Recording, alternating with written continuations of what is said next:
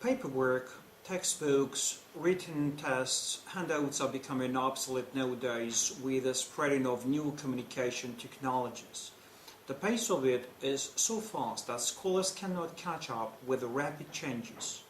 There is no unanimity in what to do with this technology, how to fully benefit it. Still, there is a huge misunderstanding among the teachers, educators, and professionals to what extent they can use information and communication technology, ICT. Is it enough to send emails, or there is something else to be done? What is the reason for using ICT if there are reliable books or students can obtain the information from the internet on their own? One important point for my country, Russia, is the educators' unawareness of how to integrate in the EU educational system to correspond the requirements of the modern society. We exist in a situation when, apart from the statements of political leaders and organizations to cooperate, there are still deep chasms to overcome.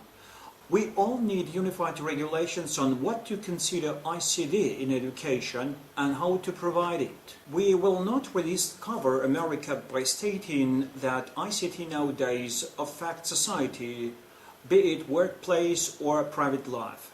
It is everywhere: school, university, industry, I dare say even kindergarten. Hence, it is important to keep in mind the extent of its implication for education. Now, when almost everybody has an e-device, we have to deliver ICT idea as a method of teaching, not just equipment. The latter understanding is rather widespread even among the university authorities, who may consider the classrooms being equipped with PCs or OHPs as the top of their business. However, education and technology are different in their function. Technological tools must be constantly renewed, upgraded, which means that they are short-term, and at the same time education is a long-term process.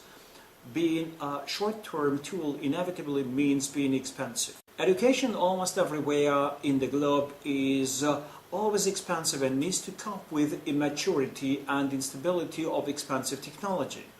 One important obstacle, but a necessary one, is the requirement to install only distributed disks. This is an indisputable memento that it should be tackled as carefully as possible. At this point, it is needless to argue about the must of highly qualified technical staff to be able to do any necessary upgrading without hesitation. As our experience shows, it may take a good 2 or 3 weeks before changes have been proved by the institution authority and the staff start working. The more infrastructures develop, the cheaper the access to it should be. But we need not only a cheap access, but also a reliable one. Now that many universities have their own local web, it is absurd when 24 students writing a web test simultaneously sometimes might create huge problems of data saving or crash the test. It is a shame for a teacher when he or she has to apologize for the troubles occurred. It minimizes the effect of teaching process, not to say anything about the image of the teacher himself or herself. The internet does not necessarily provide the kind of information needed by the education system. Whereas education requires high-quality, consistent information, the internet gives access to a virtually unlimited amount of information of various interests, which therefore has to be sorted. It is sometimes not easy to choose between the worthy educational sites and their copycats, which most certainly may provide us with junk. We need some facilities to avoid the users being swamped by the mass of information. Well, ICT is now being used by many people who call themselves ICT professionals. Concerning their ability to turn the PC, microphones and OHPs on/off, they are real professionals. But modern society and reality is more than videos shown on the wide screen. Major changes are needed in the role of teachers, and their expertise needs to be developed by regular use of computers, teamwork, and comparing notes among colleagues. Primary school can be satisfied with what it gained via ICT. Can universities be as lucky as that?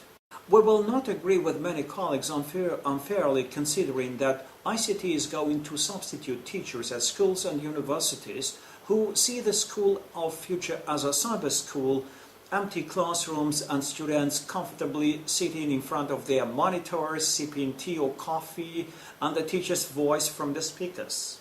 We dare say that ICT is not going to replace the traditional teacher, but it enhances education, it fosters curiosity, encourages discovery and experimentation. What teachers use widely are PowerPoint presentations. They give lectures and homework. They ask students to demonstrate their knowledge in ICT via PowerPoint. To develop the use of ICT, training must be provided on several plans. Now on the screen you can see some of them. It is well explained why secondary school teachers have no great interest in training, which is focused exclusively on the technical tools rather than their subject. But why some university teachers do not display any eagerness towards new teaching tools? Great caution is needed in dealing with the upheaval which ICT is causing in the educational world, and many pilot schemes will therefore be required.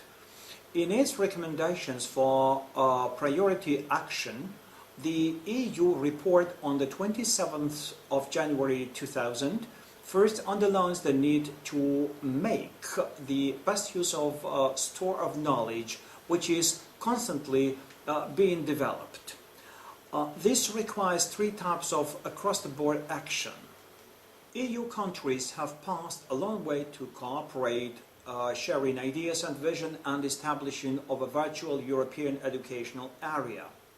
Other non-EU countries need assistance to integrate into that very virtual system. The potential benefits of ICT must be made available to all, and care must therefore be taken to ensure that access is as equitable as possible. ICT may be absolutely justified when used for distance education. The primary purpose of using technology is to share knowledge and facilitate learning.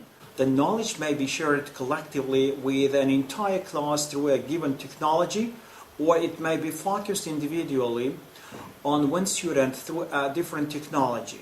Each learner has a unique style and a distinct competency. After the manner of Indiana Commission for Higher Education, the USA, we can classify educational technologies as two types: delivery mechanism and learning resources that you now can watch on your screens. With growing of the number and variety of all the means and tools, there is no doubt that limitations and certain laws are to be imposed in the field where the material is too vulnerable, i.e. where we come across with copyright, and at the same time we have to bear in mind another privilege: the needs of the educational community. The new technology brought some new problems: the fragmentation of information, knowledge and culture, new literacy and computer literate individuals, the construction of a new reality and new ways of approaching it, interactive forms of thought, organization and work habits. In the environment of continuous learning, professional competence and skills are constantly changing. The key in the information society is learning to learn, i.e. the key is education and not the amount of knowledge learned, but the ability to use knowledge and to be able to find the essential knowledge from the wealth of information and be able to apply it in another context. According to Dr. Carlos Garcia, the main differences between distance education and classroom education are these. Many educators fear the development of a more flexible, more dynamic and more attractive course. Technological developments in information management and communication allow the first applications of information systems geared to teaching in the transmission of information. Multimedia technologies are considered to be the new computer revolution in the teaching-learning process. This includes creating environments that integrate the different media used by men to convey a message, such as text, graphics, images, sound and video, plus a fundamental issue is the user's interaction with the system. The advantages of using ICT can be seen from the following perspectives.